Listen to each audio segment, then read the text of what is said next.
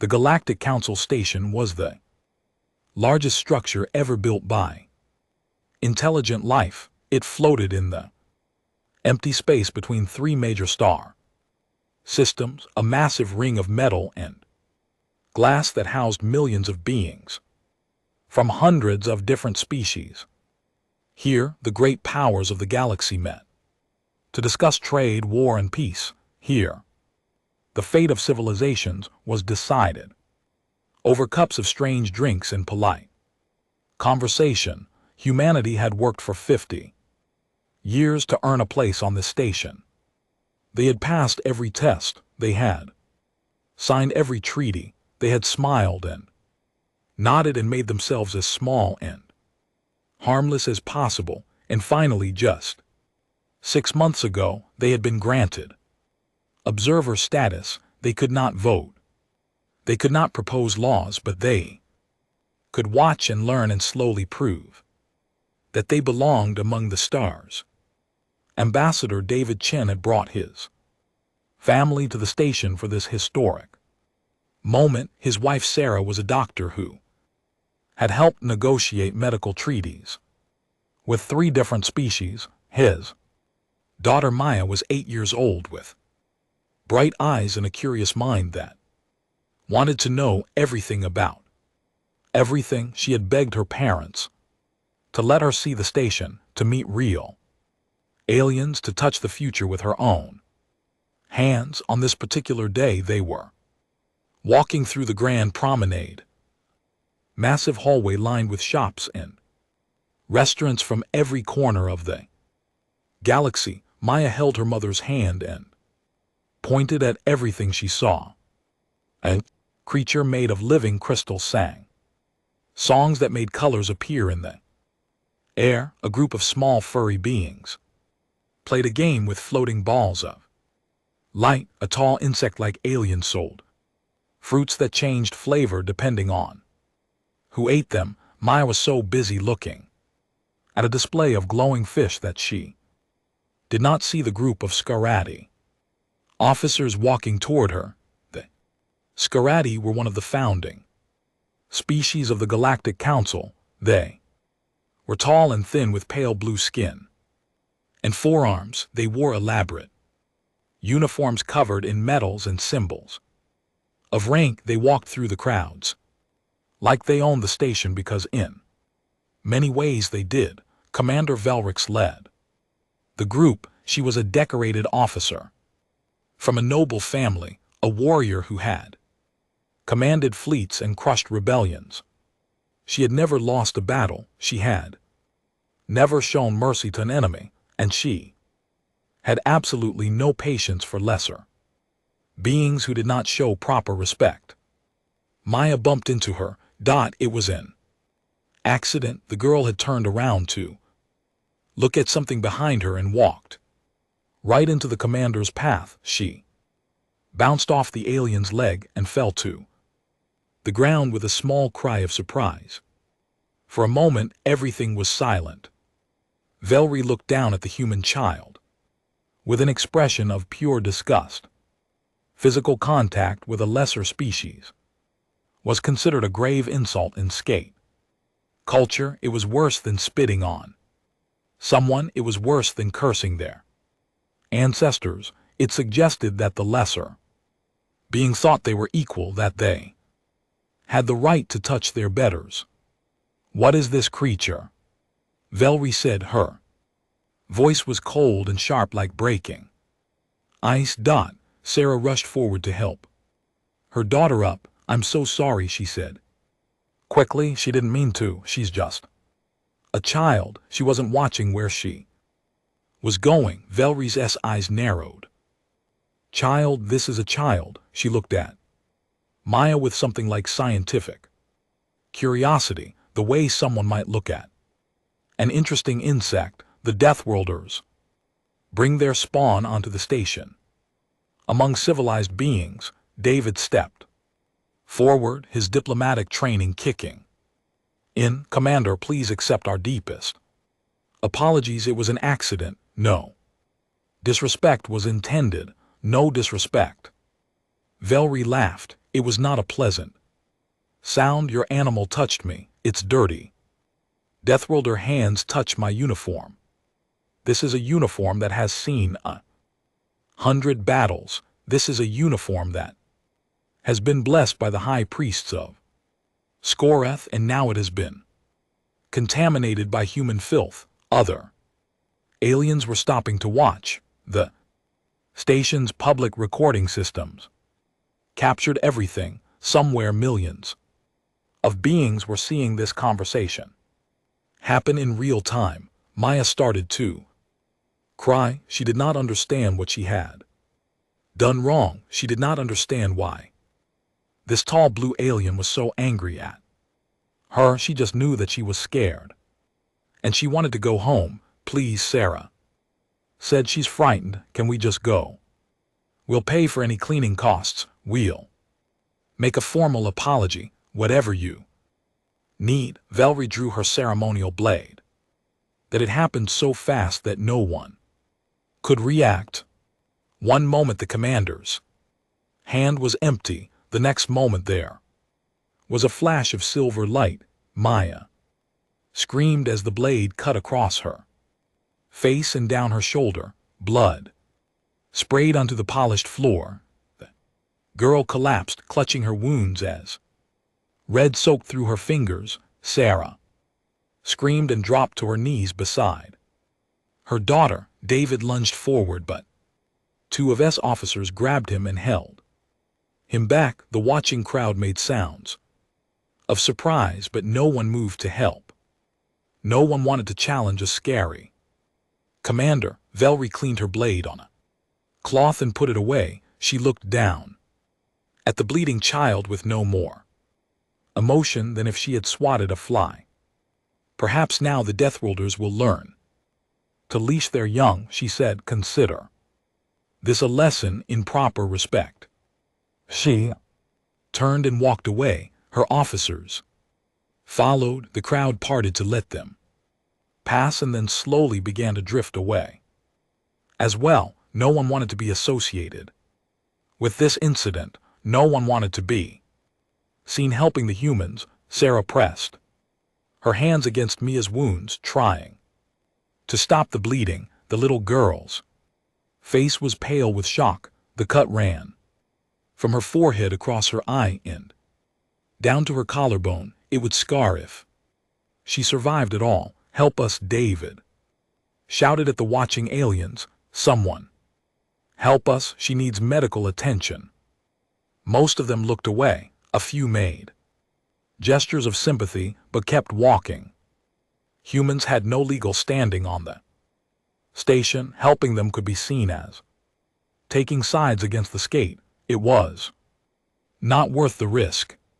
Finally, a small creature covered in soft gray fur pushed through the crowd. It was a Velian, a member of one of the weaker species that survived on the fringes of galactic civilization. The Velian looked at Maya with large sad eyes and then pulled out a communication device. I am calling medical services, the Velian said in a soft voice. They must come. It is the law even for humans. Thank you, Sarah whispered. Thank you so much. The Velian nodded. I am sorry this happened to your child. I am sorry that justice will not follow, but please know that not everyone in the galaxy is like the skate. Some of us remember what it is like to be small and afraid. Medical services arrived 10 minutes later. They were slow and reluctant, but they came.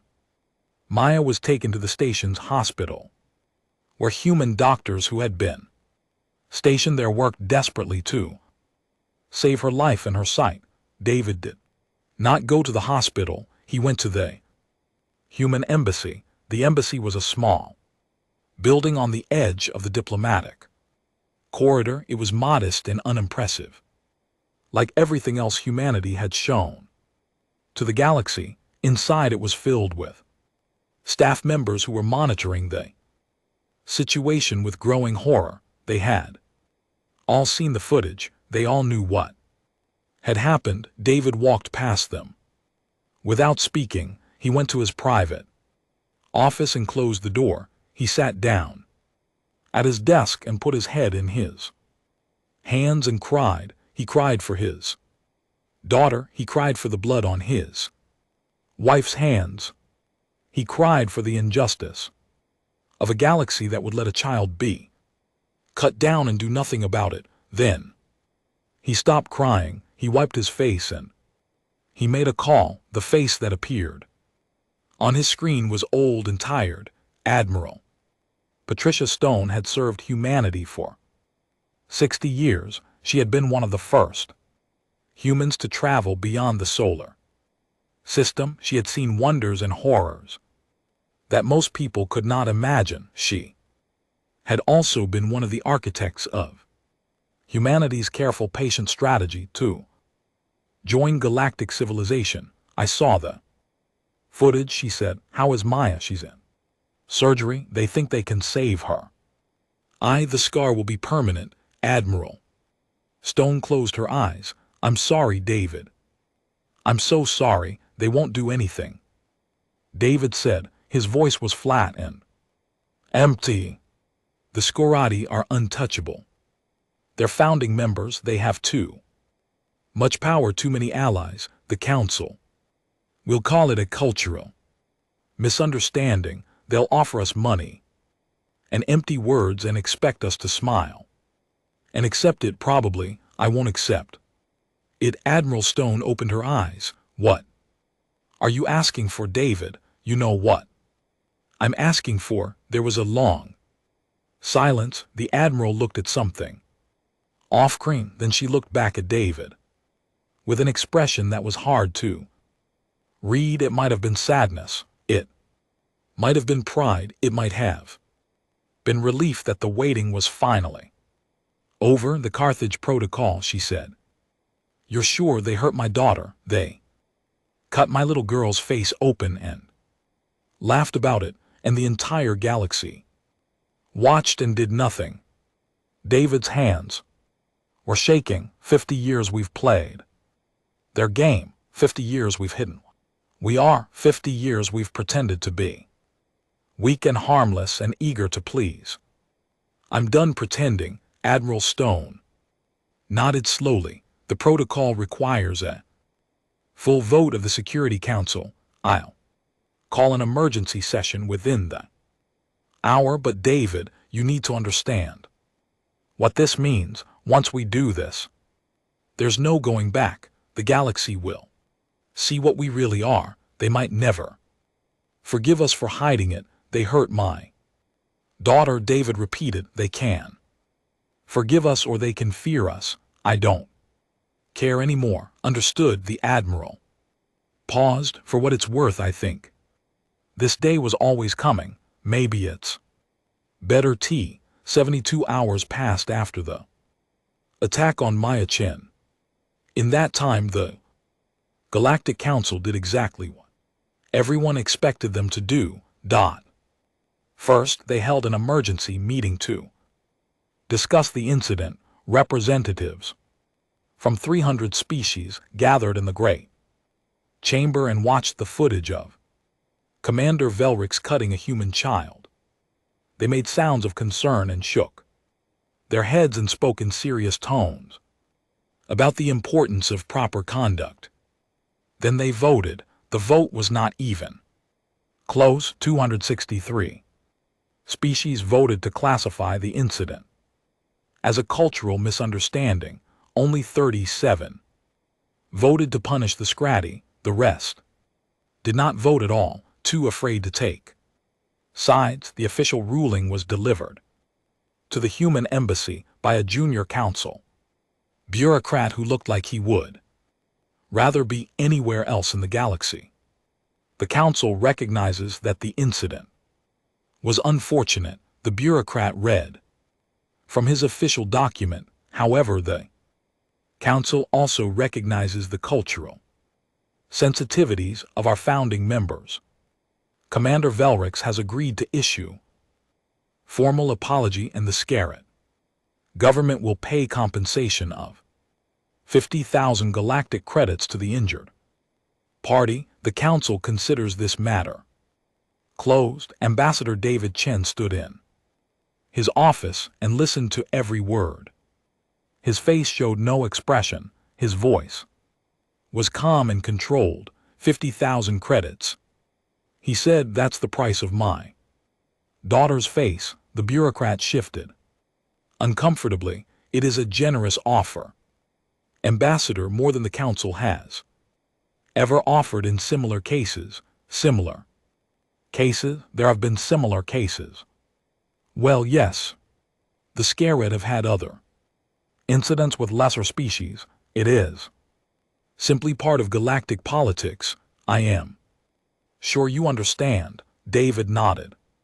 Slowly, "I understand perfectly. Thank you for delivering this message. You may go." The bureaucrat left quickly, glad to escape the strange intensity in the human's eyes. David walked to his window and looked out at the station. Ships of every size and shape moved through the space around the massive ring. Aliens went about their daily business. The galaxy continued to turn, completely unaware that everything was about to change. His communication device buzzed. He looked at the message and allowed himself a small smile. The Carthage protocol had been approved unanimously. Now all he had to do was wait. The first ships arrived 6 hours later. They were not military vessels. The council's sensors classified them as civilian transports, cargo haulers, and passenger liners. They came from every direction, from human colonies scattered across the galaxy that most species did not even know existed. There were dozens of them. At first, then hundreds, then thousands. They did not approach the station. They did not send any messages. They simply stopped at a respectful distance and waited.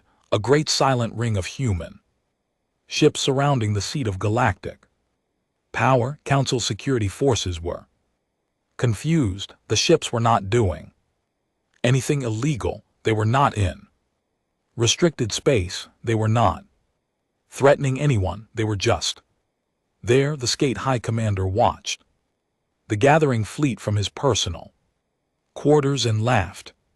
"Look at them," he said to his officers. "The Deathworlders are staging a parade. What do they think this will accomplish? Are they hoping to impress us with their merchant ships? Should we take action?" "Commander," one of his subordinates asked. "Action against cargo haulers." The High Commander laughed again. "No, let them float there. Let them waste their fuel and their time. Eventually they will get tired and go home. Humans have no patience. Everyone knows this, but the humans did not go home. More ships arrived every hour. The ring grew thicker and wider, and still they said nothing. Still, they simply waited. Other species began to notice. The Galactic News Network ran continuous coverage of the strange human gathering. Experts debated what it meant. Some said it was a peaceful protest. Some said it was a show of economic power, a reminder of how much trade the humans controlled. Some said it was nothing at all, just confused Deathworlders who did not understand how galactic politics worked. Then the military fleet arrived. It came out of faster than light travel all at once, in perfect formation. The sensors of every species on the station went crazy with alarms and warnings. For a moment, the council thought it was an invasion from some unknown enemy, but the ships were human, and there were so many of them. The council had seen human military vessels before. The humans had always sent small delegations to joint exercises, older ships with minimal weapons and skeleton crews. They had always ranked somewhere in the middle of galactic military power, stronger than The minor species, but far behind the great powers like the Scrati. This fleet changed everything. The flagship alone was larger Clear's throat than any vessel the galaxy had ever built. It was a massive mountain of metal and weapons bristling with gun batteries and missile tubes and devices that the Council's sensors could not even identify. The ship's name was displayed in human writing along its hull, USS Remembrance. Behind the flagship came carriers that launched clouds of small fighter craft. Behind the carriers came destroyers and cruisers and battleships, and numbers that defied belief. Behind them came support ships and transports, and hospital ships and vessels designed for purposes that no alien could guess. That the Skate High Commander stopped laughing. That's impossible, he said. They can't have built this many ships. Our intelligence said they had 100 military vessels at most. This is 3,427 combat-capable ships, Commander, his sensor officer reported, plus approximately 2,000 support vessels. Combined firepower exceeds our entire defensive fleet by a factor of 8. The High Commander sat down heavily in his chair. Mobilize everything we have. Contact our allies. Get the Council fleet ready for battle, sir. If they attack, we cannot win. Then pray they don't attack. But the human fleet did not attack like the civilian ships. Before them, they simply took up positions and waited. The combined human presence now formed a sphere around the station, thousands of vessels in perfect formation, watching and waiting. Ambassador David Chen walked into the council chamber and requested an emergency full session. The chamber was packed, every species that had a seat on. The council sent their highest representatives. The gallery above was filled with journalists and observers from every corner of the galaxy. Everyone wanted to see what would happen next. David stood at the speaking platform in the center of the chamber. He was a small figure compared to most of the aliens around him, a normal human in a simple suit, but something about the way he stood made him seem larger. Something about the look in his eyes made powerful beings want to look away. Thank you for agreeing to this session. David began. His voice was quiet but carried clearly through the chamber. I know many of you hoped this matter was settled. I am here to tell you that it is not. The Skate High representative stood up. He was enormous, nearly 3 m tall, with 4 arms crossed over his chest in a gesture of contempt. The session is a waste of time, the representative declared. The council has already ruled on this matter. The humans were offered fair compensation and a formal apology. They should accept our generosity and be grateful. Grateful, David repeated the words slowly. Should I be grateful that your officer cut my daughter's face open? Should I be grateful that she may carry scars for the rest of her life? Should I be grateful that the entire galaxy watched and did nothing? Your child was disrespectful. She touched a superior officer. By Scrati law, the punishment could have been death. Commander Velry showed mercy. A murmur went through the chamber. Many species shifted uncomfortably in their seats. David nodded. I see. So by scary law, my daughter deserved to die for bumping into someone by accident. An 8-year-old girl deserved death for being clumsy. She is a Deathworlder. Her species has no standing in this council. She should be grateful she was allowed on this station at all. No standing, David said. That's true. We are only observers. We have no vote. We have no voice.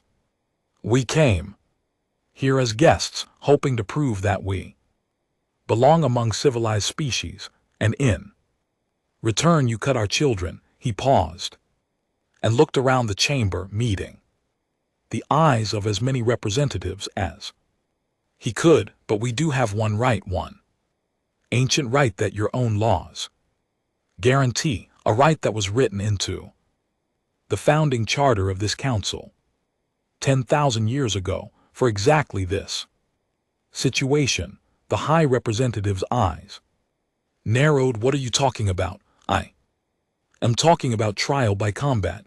The chamber exploded into chaos. Representatives shouted questions and objections. Translators struggled to keep up with dozens of languages.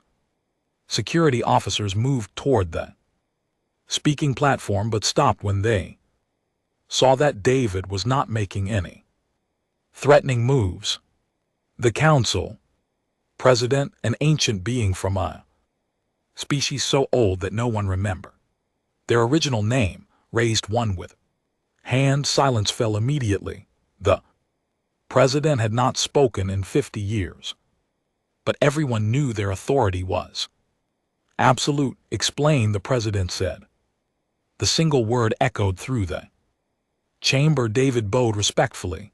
"The founding charter of this council includes a provision for species without legal standing to seek justice. It was created to protect the weak from the strong. Any being who has been wronged may challenge their aggressor to single combat. If they win, justice is served according to their terms. If they lose, the matter is closed forever." That law has not been used in 10,000 years. News spread across the galaxy faster than light itself.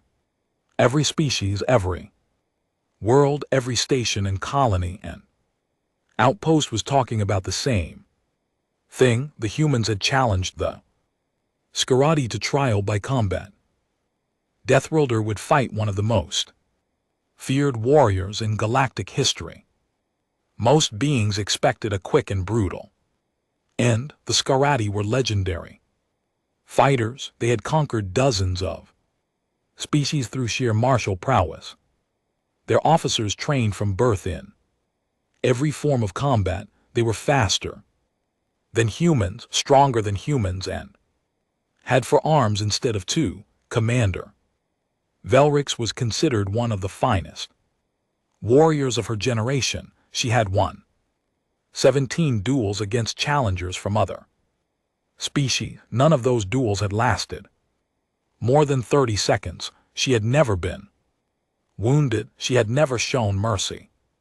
The betting markets of the galaxy gave the human champion a 1 in 10,000 chance of survival. In the human embassy, Ambassador David Chen sat with his wife.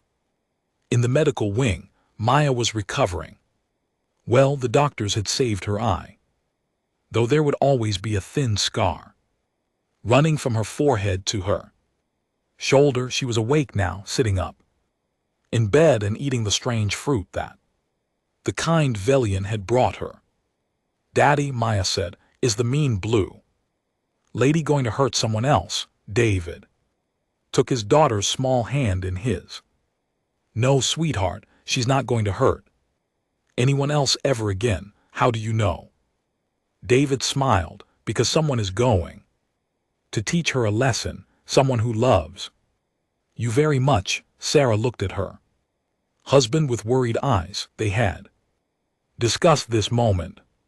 They had argued about it. In the end, there was no other choice that either of them could accept. "Are you sure about this?" Sarah asked quietly. "There has to be another way." "There isn't, you know there isn't. Council won't protect us. The law is the only tool we have, and I'm the only one who should use it." Sarah's eyes filled with tears. "But what if you lose? What if she kills you?" "Maya needs her father.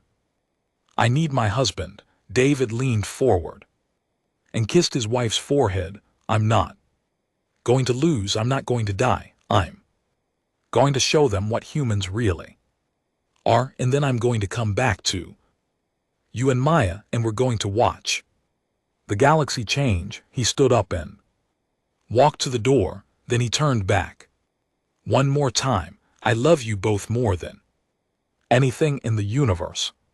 That's why I have to do this. That's why I can't let anyone else take my place. He left. Before Sarah could answer, some things were too important for more words. Trial by combat was held in the arena of justice, an ancient structure at the heart of the council station. It had been built 10,000 years ago when the council was young and trials by combat were common. Now it was mostly used for ceremonies and historical reenactments. The sand on the arena floor had not tasted blood in centuries. Today that would change. The arena could hold 50,000 spectators, and every seat was filled. Representatives from every species in the galaxy had come to watch. The skate delegation occupied the best seats, confident in their champions' victory. The human delegation sat on the opposite side, their faces calm and unreadable. Billions more watched through the galactic broadcast network. This was the most watched event in galactic history. Everyone wanted to see what would happen when a Deathworlder faced a Scar Warrior. Commander Velrix entered the arena first. She wore ceremonial armor that gleamed like polished silver. In her hands she carried for weapons a long sword, a short blade, a curved knife, and a weighted chain. Each weapon had killed dozens of opponents. Each was maintained to perfect sharpness. She walked to the center of the arena and raised her arms to the crowd. The Scarlet section cheered wildly. Other species made sounds of appreciation for her impressive display. Vel returned to face the human entrance. She smiled, showing teeth that were small but sharp. Where's my victim? She called out. Send out your champion. Deathworlders, I promise to make it quick. The human entrance opened.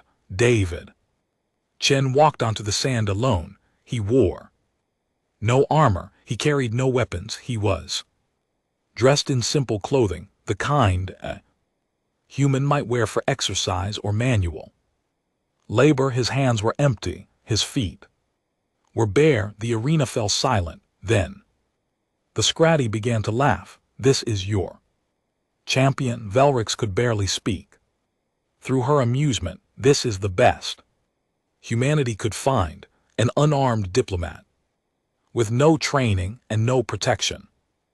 David walked forward until he stood 10 m from the skate commander. He looked up at her with an expression that held no fear. I am Maya Chen's father, he said. His voice was quiet, but the arena's sound systems carried it to every ear.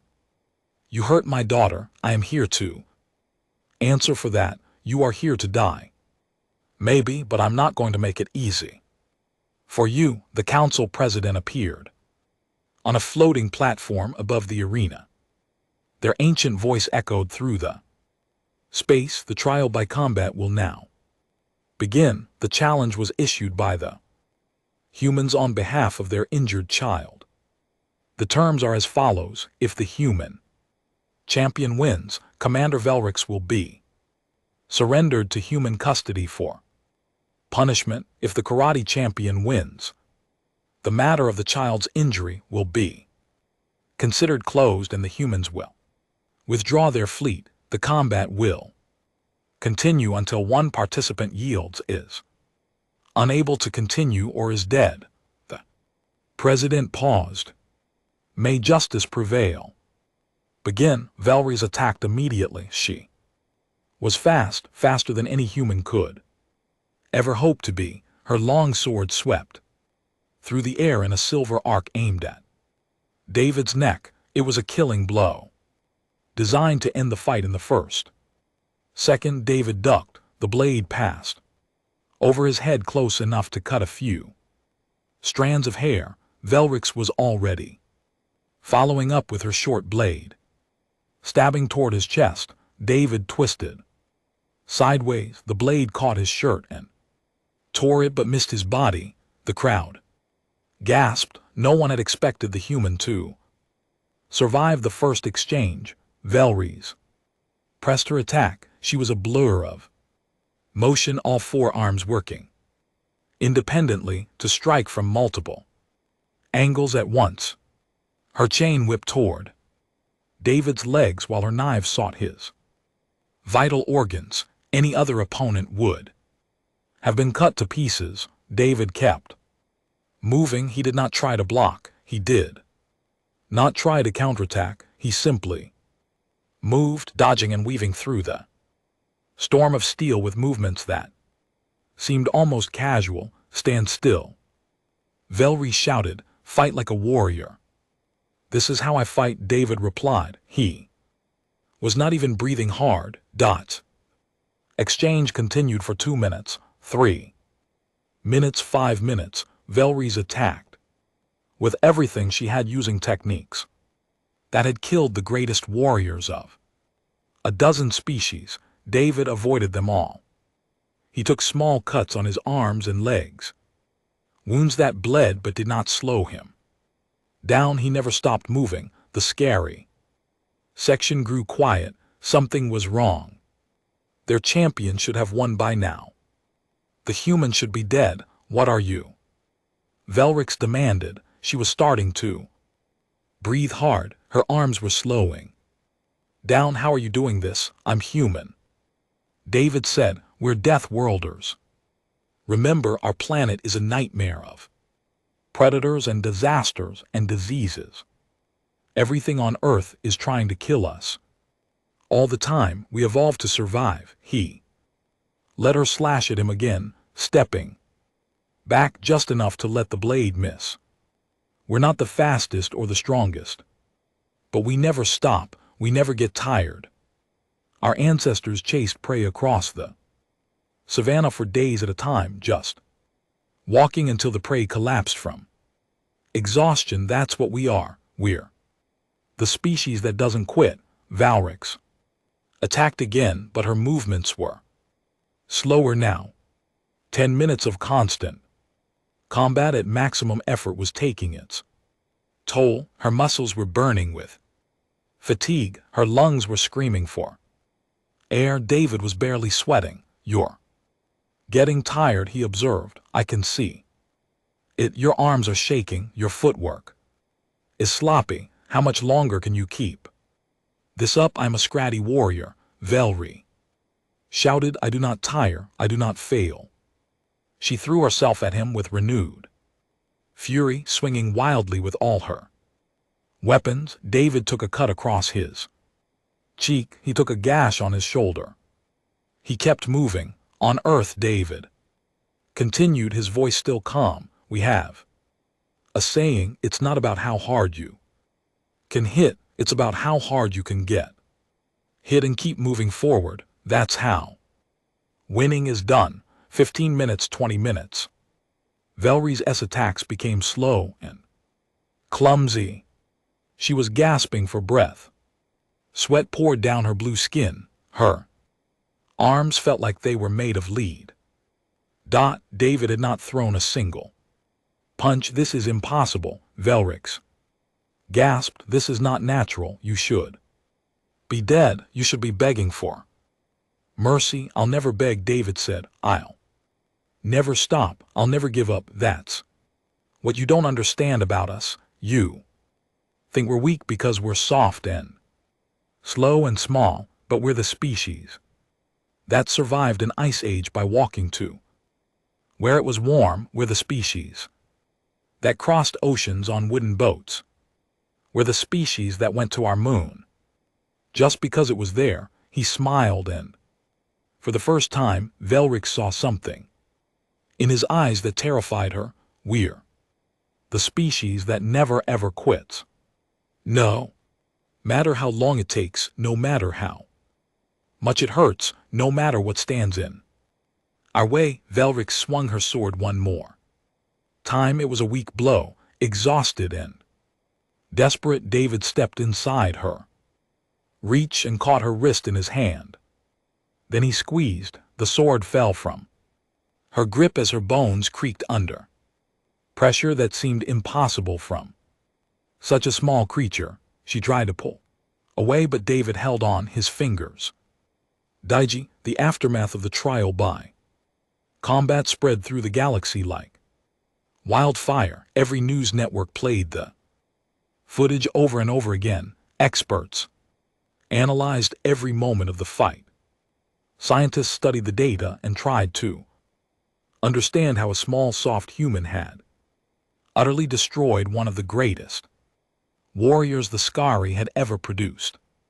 The answer was terrifying in its simplicity. Humans were endurance predators. Their ancestors had not hunted by being faster or stronger than their prey. They had hunted by being more persistent. They would chase an animal for hours, sometimes days, until it collapsed from exhaustion. Then they would walk up to it calmly and kill it with simple weapons. This hunting strategy had shaped everything about the human body. Their efficient cooling system allowed them to run in the midday heat when other predators had to rest.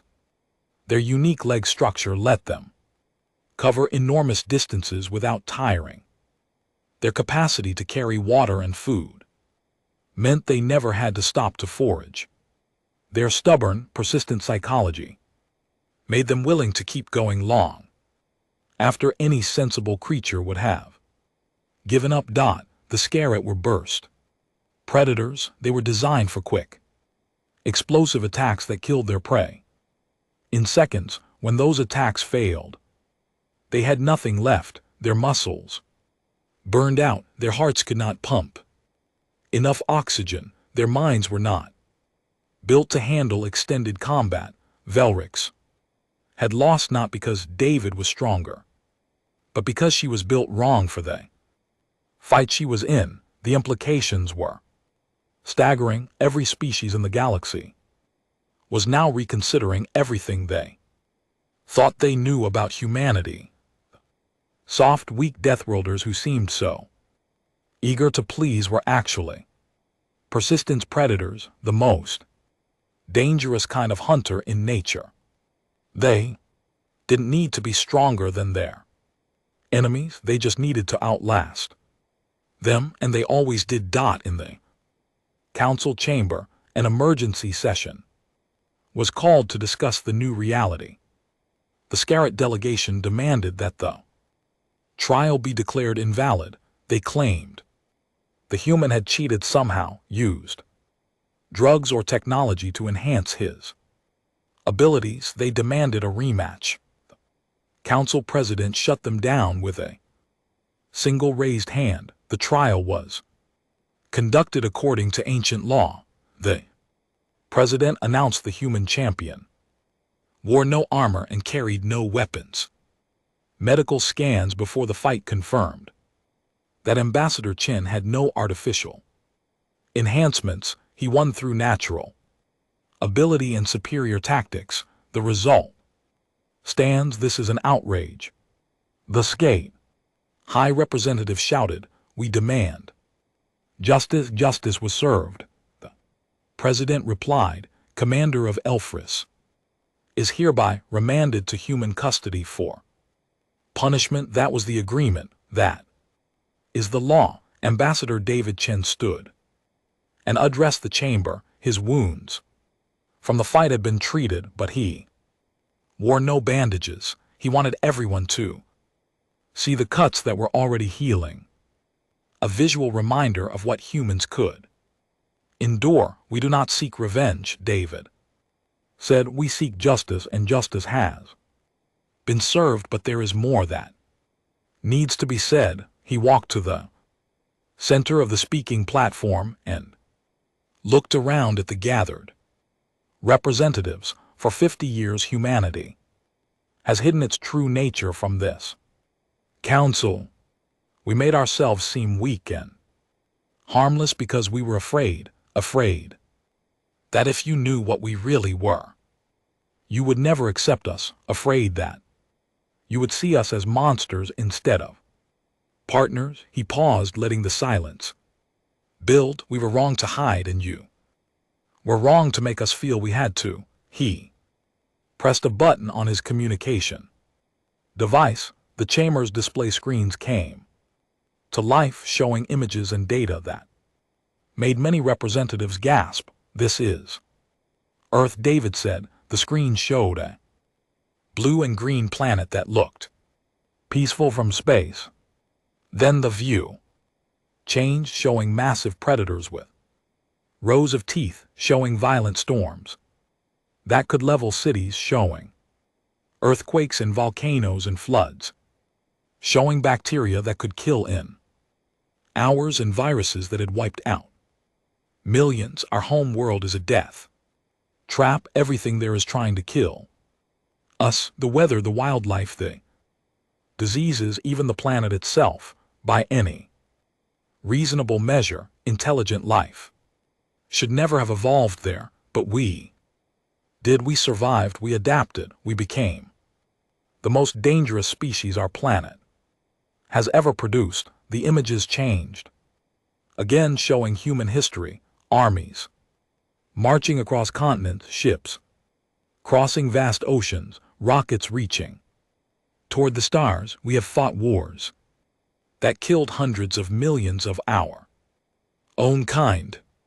We have weapons that can crack a planet in half. We have the capacity for violence that would give any species nightmares. He let that sink in, and we chose not to use it. We came to this council with open hands and peaceful intentions because we genuinely wanted to be friends. We made ourselves small because we hoped that kindness would be repaid with kindness. His voice hardened. Instead, we were treated as lesser beings. Our children were attacked. Our requests for justice were dismissed. We were told that we had no standing, no rights, no value. David walked toward the skate section of the chamber. The representatives there shrank back in their seats. Let me be clear about something. If we wanted to, we could destroy your entire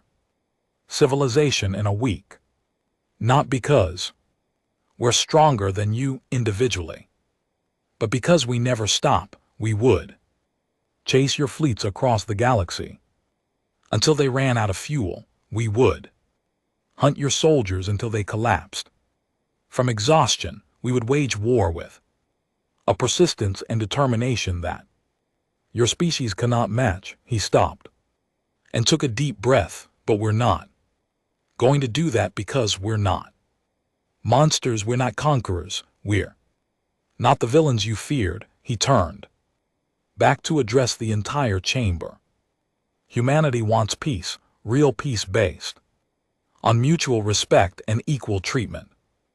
We want to trade and cooperate and learn from each other. We want to explore the galaxy together and discover its wonders side by side. All we ask in return is simple: treat us fairly, respect our people, protect our children, and clear his throat. Never ever mistake our kindness for weakness. The chamber was silent. Representatives looked at each other with new eyes. Everything had changed. The Velian representative, the same small free species that had helped Maya on the day of the attack, stood up hesitantly.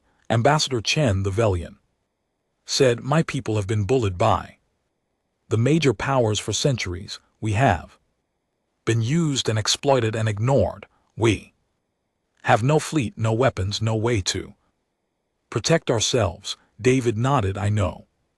Many species here have the same story. We would like to request, that is, we would like to ask if the Velian stopped, gathered courage and continued, would humanity be willing to extend its protection to the Velian people?" A murmur went through the chamber. This was unprecedented. A minor species was publicly asking a major power for protection in the middle of a council session. David smiled, and this time there was warmth in it. The Valian people helped my daughter when no one else would. One of your people called for medical help when the entire station was willing to let her die. We don't forget kindness. He looked at the council president. Humanity formally offers defensive alliance to the Velian people and any other species that asks for our protection. We will defend them as we would defend our own children. Anyone who threatens them will answer to us. The chamber exploded into chaos. Minor species representatives were standing and shouting, trying to get David's attention. Major powers were protesting, calling this a violation of council protocol. The Scarati were threatening to leave the council entirely. The president raised both hands, demanding silence. Order. Will be order. Slowly the chamber quieted down. This is highly irregular, the president said, but it is not forbidden. Ambassador Chen, you understand the implications of what you are offering. I do. You will be responsible for the safety of potentially dozens of species. You will make enemies of every power that has exploited them. We're already making enemies by refusing to be pushed around. David said, we might as well make some friends at the same time. The president studied the human for a long moment. Then, for the first time in centuries, the ancient being smiled. Perhaps you Deathworlders are exactly what this galaxy needs. Very well. The human offer of protective alliance is hereby recognized by this council. Any species wishing to accept may file the appropriate documents with the council secretariat. David bowed respectfully. Thank you, President. He walked back to the human section of the chamber. As he passed the minor species representatives, dozens of them reached out to touch his hand or express their gratitude. Beings who had lived in fear for centuries were looking at humanity with something new in their eyes. Hope. Behind him, the Scari delegation was in disarray. Their champion was defeated, their reputation was shattered, and now the humans were building an alliance of the weak that could challenge the power of the strong. Everything they had built was crumbling. And in a hospital bed on the other side of the station, a little girl with a scar on her face smiled as she watched the broadcast. Daddy did it, Maya said to her mother. He showed them. He showed everyone. Sarah held her daughter tight and cried happy tears. Yes, he did, sweetheart. Yes, he did. The galaxy was changing. The old order was ending, and humanity was leading the way into a new future, not through conquest or destruction, but through courage and mercy, and the simple refusal to let the strong prey on the weak. This was what it meant to be human. This was why they had come to the stars. 6 months had passed since the trial by combat that changed the galaxy. The Galactic Council station looked the same from the outside. A massive ring of metal and glass floating in the void between stars, but everything inside had changed. The balance of power that had held for 10,000 years was gone. In its place, something new was growing. 47 species had accepted humanity's offer of protection. They ranged from the tiny Villians to the massive but peaceful growths, from ancient races that had forgotten how to fight to young civilizations that had never learned. All of them had one thing in common. They had been pushed around by the major powers for too long, and they were ready for a change. The Human Alliance, as it came to be called, was not a military organization. Humanity made that clear. From the beginning, it was a promise of mutual defense and fair treatment. If anyone attacked an alliance member, all members would respond. If anyone tried to exploit or bully an alliance species, humanity would step in. The major powers complained. They called it interference.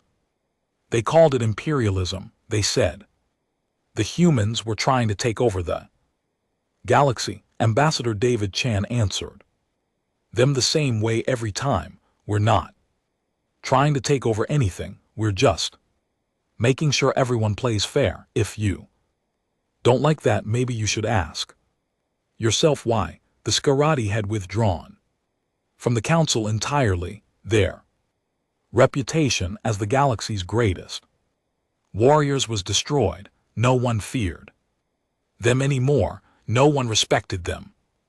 They retreated to their home systems and refused all communication with the outside galaxy. Commander Velrix was never seen in public again. The humans had taken custody of her as agreed, but they had not executed her or imprisoned her. Instead, they had given her a choice. She could spend the rest of her life in a comfortable cell alone with her shame, or she could work in a children's hospital on a human colony world, helping to heal the young of every species. The first choice was easy. The second was punishment. Velrix had chosen the hospital. It was the hardest thing she had ever done. Every day she worked alongside human doctors and nurses, helping children who looked at her with fear or confusion. Every day she had to face what she had done to Maya Chen. Every day she had to try to be better than she was. It was slow, it was painful. But after 6 months, something was starting to change. Inside her on the council station, ceremony was being held in the grand chamber. Today, humanity would receive full membership in the Galactic Council. After 50 years of waiting and 6 months of upheaval, they would finally have a vote and a voice equal to any other species. The chamber was packed with representatives from across the galaxy. The Human Alliance species had the best seats right next to the human delegation. Other species watched with a mixture of curiosity and respect. The council president rose from their ancient seat and raised one with hand. Today we gather to welcome a new full member to this council. Humanity has proven themselves worthy through courage, through mercy, and through their commitment to justice. They have shown us that strength is not about weapons or armies. It is about standing up for what is right, even when it is hard. The president turned to face the human delegation. Ambassador David Chen, please approach. David walked to the speaking platform. He was wearing his formal diplomatic uniform, the first time he had done so since the attack on Maya. Beside him walked his wife Sarah, and between them, holding both their hands, walked Maya. The little girl's scar was visible, a thin silver line running from her forehead to her shoulder. Human medicine had done everything it could, but the mark would never completely fade. She wore it proudly now, a symbol of survival. Ambassador Chen, the president said, do you accept full membership in this council on behalf of humanity and all species under human protection? David looked at his daughter. She nodded and smiled. We do, he said with one condition. The chamber murmured. Conditions were not traditional in acceptance ceremonies. Speak your condition, the president said. David lifted Maya up so that she could reach the speaking platform's microphone. The Little girl looked out at the thousands of aliens watching her with wide eyes. She took a deep breath and spoke in a clear young voice. I want everyone to be nice to each other. Maya said, I want there to be no more hurting. I want the big species to protect the little species instead of being mean to them. And I want everyone to be friends. The chamber was silent. Then slowly a sound began to build. It was the sound of hundreds of different species making their gestures of approval. Some clapped, some whistled, some made sounds that humans could not hear. All of them were agreeing with the simple words of a child. The president smiled again, an expression that seemed to come more easily these days. Your condition is accepted, the president said. Let it be known that humanity joins this council with a commitment to kindness, protection, and friendship. May we all learn from their example. They pressed a ceremonial button. Lights flashed across the chamber. The human flag appeared on the wall alongside the banners of every other council species. It was done. Humanity was officially part of the galactic community. The celebration lasted for hours. Representatives from every species came to congratulate the human delegation. The Velian representative wept openly as they thanked David and Sarah and Maya for giving their people hope. Other Alliance species shared stories of how their lives had already improved now that they had human protection. Late in the evening, David found a quiet corner of the chamber and watched the festivities from a distance. Sarah joined him, carrying a sleeping Maya in her arms. She wore herself out, Sarah said with a tired smile. Too much excitement. David reached out and gently touched his daughter's scarred face. She's going to change the galaxy. You. No, not me, not the fleet, not our technology. Her, what she said today, will be remembered long after all of us are gone. Because she asked everyone to be nice, because she meant it, and because she proved that even after someone hurt her, she could still believe in kindness. David shook his head in wonder. That's the most human thing I've ever seen. That's what makes us who we are. They stood together in comfortable silence, watching as the galaxy celebrated. Far away, in a children's hospital on a human colony world, Velrix finished her shift and walked to her small room. On her desk was a letter that had arrived that morning. It was from Maya Chen. The letter was short and simple, written in a child's careful handwriting. Dear Commander Velrix, my daddy says you are working at a hospital now to help children. That makes me happy. I hope you are learning to be good. I think everyone can learn to be good if they try hard enough. I still have a scar from when you hurt me, but my mommy says scars are just stories that our bodies tell. My scar tells the story of how I learned that even when someone is mean to you, you can still choose to be kind. I hope someday you can tell a kind story to your friend, maybe Maya Chen Velrix.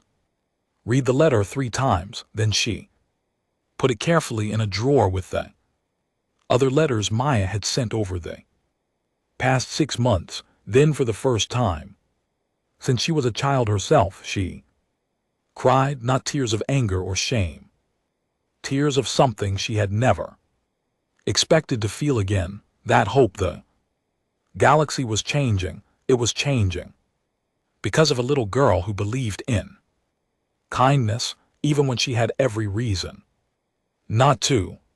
It was changing because humans chose to be protectors instead of conquerors. It was changing because mercy was more powerful than revenge. And in hospitals and schools and homes, across 1,000 worlds, children of Every species were learning a new lesson. The strong do not hurt the weak. The strong protect them. That was what the Deathworlders had taught the galaxy. That was what it truly meant to be human. And in the vast darkness, between the stars, for the first time in 10,000 years, the weak did not have to be afraid, because humanity was watching. And humanity never ever gave